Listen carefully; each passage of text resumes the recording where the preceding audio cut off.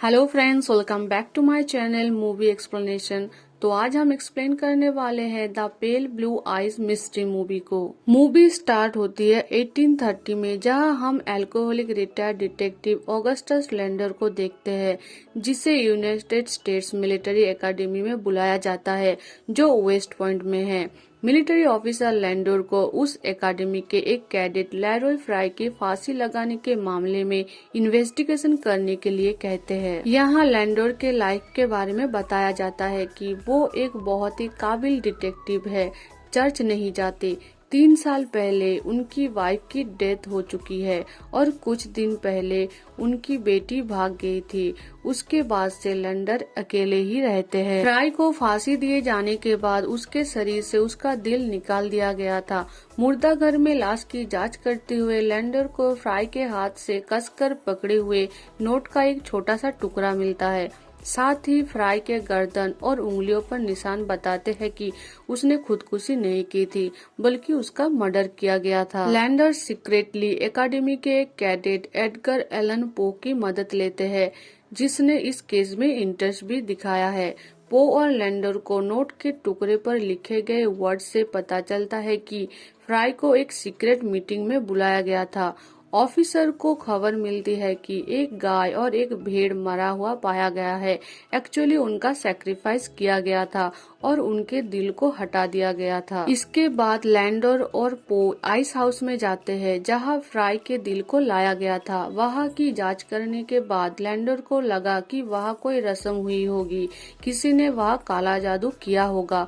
वहां पर कुछ निशान भी थे। उन निशानी के बारे में पता लगाने के लिए लैंडर अपने पुराने दोस्त प्रोफेसर जॉन के पास जाते हैं। प्रोफेसर कहते हैं कि ले क्लर्क की किताब में अमर होने का उपाय बताया गया है, जिसमें अपवित्र जानवर का दिल फांसी में लटका हुआ इंसान का दिल रिचुअल करने के लिए लगता है।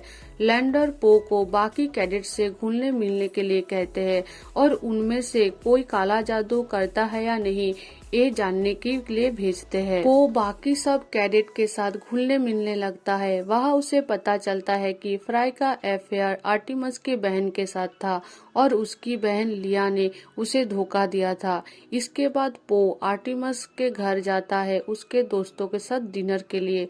वहाँ वो लिया से मिलता है, आर्टिमस की बहन। वो लिया को अपने साथ कब्रिस्तान आने के लिए इनवाइट करता है। इस तरफ लैंडर को फ्राई की एक डायरी मिलती है उसकी माँ से, जो कि बेलिंजर ने दी थी उसके मौत के बाद। उस डायरी में सब कुछ कोड में लिखा था। लैंडर उसकी जांच करता है। अगले दिन लिया और पो कब्रिस्तान जाते हैं और उन दोनों में बहुत सारी बातें होती है। पो जब कब्रिस्तान से वापस आ रहा होता है, तब उसे बेलिंजर मिलता है, जो कि आर्टिमस और फ्राई का दोस्त है, और बेलिंजर पो को मारने लगता है क्योंकि वो लिया के करीब जा रहा था। लैंडर आके उसे बचा लेता है। इसके बाद और एक कैडेट बेलिंजर लापता हो जाता है और बाद में उसे लटका हुआ पाया जाता है। उसका दिल और उसके प्राइवेट पार्ट दोनों ही हटा दिया गया था। ऑफिसर्स को पो पर शक होता है क्योंकि पो का फ्राई के साथ एक बार झगड़ा हुआ था और बेलिंजर के साथ भी उसका झगड़ा हुआ है, पर लैंडर को ऐसा नहीं लगता। फिर भी वो उससे पूछताछ करता है।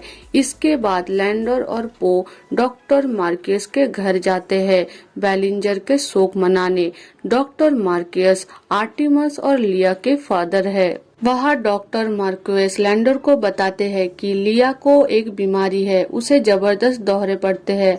लैंडर को उनके घर में एक जैकेट मिलता है, जिससे उन्हें आर्टिमस पर शक होता है। तभी एक ऑफिसर आते हैं और कहते हैं कि एक तीसरा कैडेट स्टोडर्ड, जो फ्राई और बेलिंजर का दोस्त था, वो गायब हो गया है।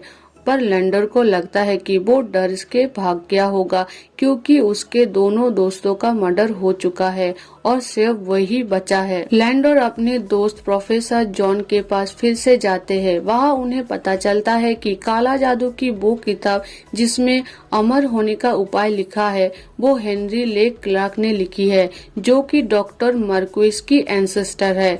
वो जल्दी से डॉक्टर के पास जाते हैं और उनसे पूछताछ करते हैं। डॉक्टर बताते हैं कि कुछ दिन पहले लिया की हालत बहुत खराब हो गई थी। तब उसे एक दिन उनके ग्रेट ग्रेट ग्रैंडफादर मिले थे और उसे काला जादू के बारे में बताया था।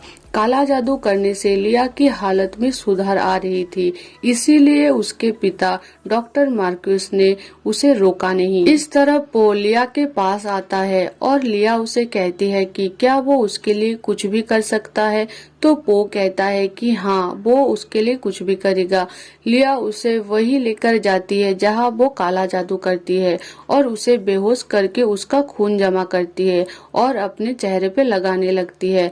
वहाँ उसका भाई आर्टिमस और उसकी माँ भी उसका साथ दे रहे थे। लैंडोर डॉक्टर से पूछता है कि लिया कहाँ है, तो वो बताते हैं कि पो आया था लिया के पास, फिर वो कहीं चले गए। लैंडोर जल्दी से वहाँ पहुँचते हैं। आर्टिमस पो का दिल निकालने ही वाला था कि लैंडोर वहाँ आके उसे बचा लेते हैं। वहाँ आग लग जाती है। लैंडोर पो और लिया के माँ को बचा लेते हैं, पर उस आग में लिया और आर्टिमस मर जाते हैं। ये सोचकर कि मामला अब सुलझ गया है, सेना ने लैंडोर को उसकी सेवा के लिए थैंक्स कहा। हालांकि पो मौत के मुंह से बचने के बाद नोटिस करता है कि फ्राई के हाथ में मिले नोट के टुकड़े पर जो हैंडराइटिंग थी वो लैंडर से मेल खाती है। पो सारी चीजों को जोड़ता है और उसे समझ आ जाता है कि लैंडर ने ही कैडेट्स का मर्डर किया है।